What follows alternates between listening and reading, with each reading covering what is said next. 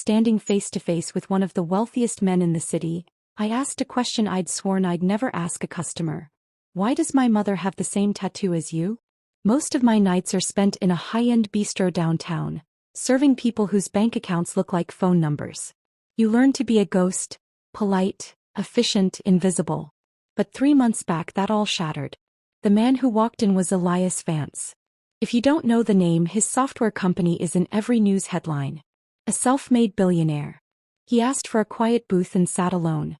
That detail stuck with me. I brought his water, took his order for the fillet. Then as I turned to leave I saw it. On his left wrist, peeking from beneath his cuff. A small, intricate tattoo. A crimson flower, its stem woven into a perfect circle. My lungs froze. I'd seen that mark every day of my life, on my mother's very same wrist. Faded now but identical. She always called it a souvenir from another life, and never said more. I broke every rule. My voice was barely a whisper. Forgive me, sir, but my mother has that exact tattoo. He went so still the entire restaurant seemed to hold its breath. What is her name? He asked. When I told him, the color drained from his face. His fork clattered onto the plate. Before I could react, he was on his feet, throwing cash on the table. I have to go, he said, and then he was just gone. Have you ever had a single sentence completely unravel the world you thought you knew? The stories about buried pasts and second chances speak to you. Hit subscribe. You won't want to miss what comes next. Now I need to tell you the hardest part. My mother Claire is sick. Stage 4. The treatments are a financial black hole even with insurance. She used to clean offices, now she can't work. So I work doubles. That night at the bistro was just another shift in a long, exhausting chain. After Elias Vance vanished, I was left with a broken wine glass, a massive tip, and a storm of questions. I texted my mother late that night. Do you know an Elias Vance? No reply. She was sleeping, medicated. I searched his name online. Articles called him Tech's Lonely King. One old interview quoted him, I had my great love. It didn't survive distance. A cold feeling settled in my stomach. The next morning in her hospital room I asked her, Mama, do you know Elias Vance? She looked like I'd struck her. How do you know that name? I told her about the tattoo, about the restaurant. Tears filled her eyes. We were in love, she whispered. A lifetime ago. I had to go back to Portugal when my avu was dying. I promised I'd return in 6 months. When I did, he was gone. I looked. I swear I looked. The tattoo, she said. They got together. A promise. I need to see him, Sophia. Please. Before my time runs out. What would you do if you had one chance to mend a 25-year-old heartbreak? Had no way to reach him. But the universe, it seemed, had other plans. My manager called. Sophia, a man named Robert Shaw is here. Says he's Mr. Vance's personal attorney. He needs to speak with you. An hour later, I was in the hospital cafeteria with a man in a sharp suit. He was kind, direct. Miss Silva, Elias has been searching for a woman named Clara for 25 years. Your mother. I confirmed everything. He typed notes on his tablet. She wants to see him, I said. She's running out of time. He closed the tablet. He'll be here this afternoon. 3 hours later, a knock. I opened the door. Elias Vance stood there looking more vulnerable than he had in any Forbes photo. She's waiting, I said. I stepped aside. He walked into the room. My mother, frail and bald from chemo, looked up. For a second the years melted away. He crossed to her, took her hand, his thumb tracing her faded tattoo. They didn't speak. They just cried. I gave them privacy, sitting in the hallway for what felt like an eternity. When the door finally opened, Elias looked shattered.